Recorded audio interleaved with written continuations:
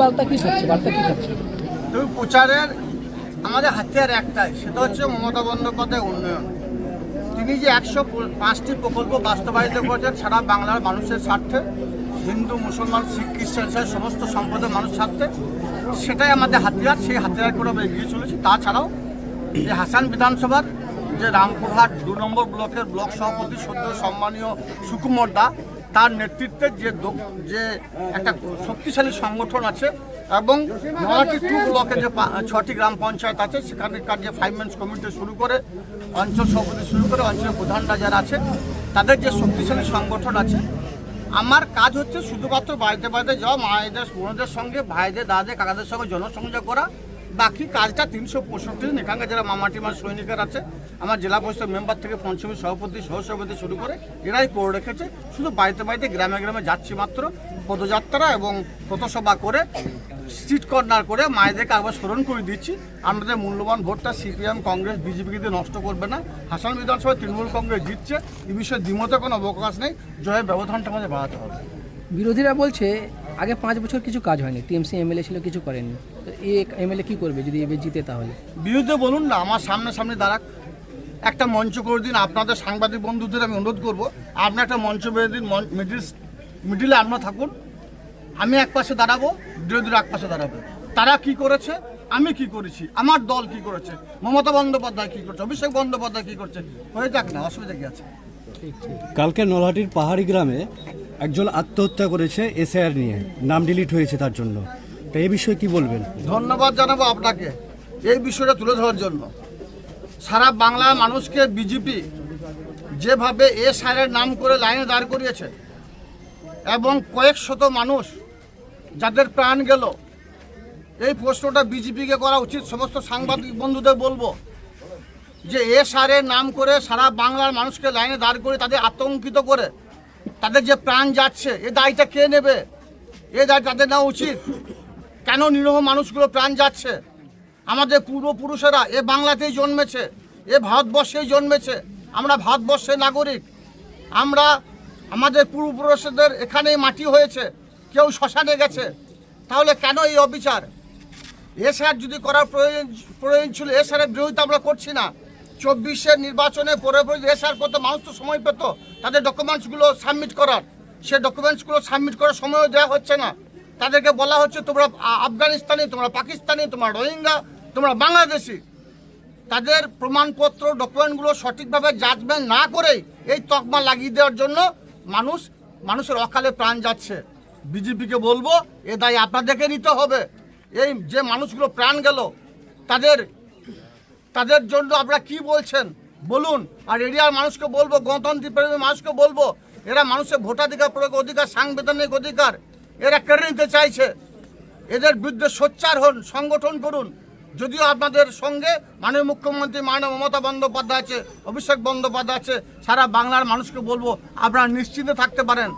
মাননীয় মুখ্যমন্ত্রী মাননীয় মমতা বন্দ্যোপাধ্যায় আপনাদের হয়ে সুপ্রিম কোর্টে গিয়ে কালো কোট পরে সওয়াল জবাব করেছেন। তার ভিত্তিতে মহামান্য আদালতকে এই বিচার করার ক্ষমতা দিয়েছে, যার জন্য অনেক মানুষ আপডেট হয়েছে। আমি আশা করব আপনাদের নামগুলো আপডেট হয়ে যাবে।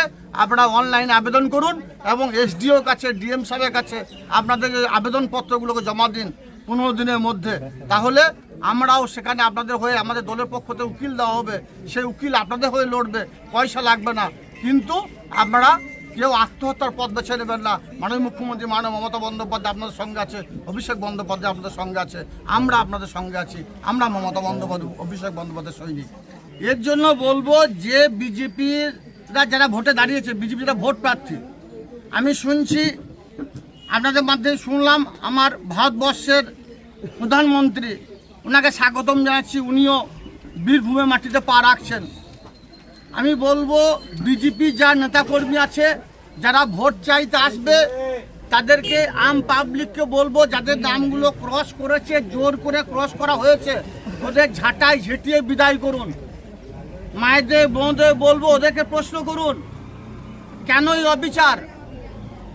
আমরাই তো ভোট দিয়ে প্রধানমন্ত্রী বানিয়েছি, স্বরাষ্ট্রমন্ত্রী বানিয়েছি। আমাদের ভোটে প্রধানমন্ত্রী স্বরাষ্ট্রমন্ত্রী হয়েছে। যদি আমাদের ভোটাধিকার প্রয়োগ অধিকারটা সঠিক না হয়, তাহলে আগে তাদের তো পদত্যাগ করতে হবে।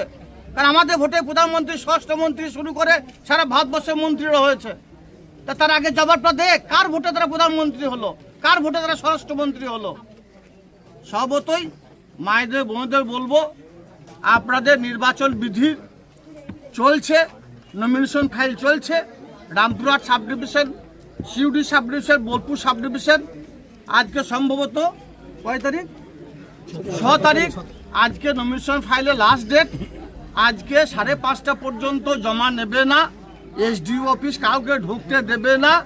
নির্বাচন বিধি এগুলো সবই বিজেপির চক্রান্ত, যাতে মানুষকে হয়রান করা। আপনারা 5:30 3:30 পরে যাবেন, 3:30 থেকে 5:30 পর্যন্ত এসডিও অফিস খোলা থাকবে। আগামীকাল থেকে 11টার পর থেকে সারাদিন এসডিও অফিসে আপনাদের ফর্মগুলো জমা নেবে। সকলকে আপনাদের মাধ্যমে আমি এটা সুনিশ্চিত করতে চাইছি। এটা বিজেপি চক্রান্ত। বিজেপি যদি মনে করতো 2024-এ পরেই ইলেকশনে মিটা যাওয়ার পরেই এসআর করতো, তাহলে বাংলার মানুষ এতটা বিভ্রান্ত হতো না। আপনি যারা বললেন স্বাভাবিকভাবে যারা অস্বাভাবিক, যাদের বিকলাঙ্গ মানুষ, যাদের অঙ্গহীন মানুষ, যাদের 6 মাসের 5 মাসের বাচ্চা কোলে নিয়ে তারা গিয়ে দাঁড়িয়ে থাকছে, এই মানুষগুলোকে হয়রান করা, মানুষগুলো অপদস্থ করা ছাড়া আর কিছু নয়। বিজেপি মানুষের অভিশাপ তাদের মাথায় তারা কুড়াচ্ছে। যেভাবে বামপন্থ 35 বছর বাম শাসনে সারা বাংলা বুকে কাটাকাটি, খুনে রাহাজানি করেছিল, বাংলা মানুষ বুঝে তাদেরকে প্রত্যাখ্যান করেছে। এভাবেই আগামী দিনে বিজেপিকে বাংলার মানুষ জিরোতে নিয়ে যাবে। অপেক্ষা করুন, দেখতে পাবেন। সুপ্রিম কোর্ট বলে দেওয়া এটা বন্ধ কেন করেছেন? যে কেন নাম কাটা হয়েছে, এই নিয়ে আপনাদের কিছু করবেন কি? এ বিষয়ে আমরা তো সব সময় মানুষের পাশে আছি, গ্রাসরুটে মানুষ হয়ে কাজ করছি। এ প্রশ্নটা বিজেপির যে নেতা, যে কর্মীরা আসছে, তাছাড়াও আমি আবার বলছি, স্বাগতম জানাচ্ছি। ভারতবর্ষের প্রধানমন্ত্রী আসছেন সিউড়িতে, আপনাকে আমি অনুরোধ করব ওনার কাছে প্রশ্নটা করুন, জবাবটা ওনাকে দেওয়া উচিত। আমার ভারতবর্ষের প্রধানমন্ত্রী উনি, সারা ভারতবর্ষের মানুষের যিনি প্রধানমন্ত্রী, তাকে এই বিষয়ে প্রশ্নটা করুন। আমি আশা করি উনি উত্তরটা দেবেন যে কিভাবে নির্বাচন কমিশনকে ওনারা পরিচালনা করছেন বা করেছেন, এবং সারা বাংলার মানুষের ভোটাধিকার প্রয়োগের অধিকার, গণতান্ত্রিক অধিকার, সাংবিধানিক অধিকারকে কেড়ে নিতে চেয়েছেন।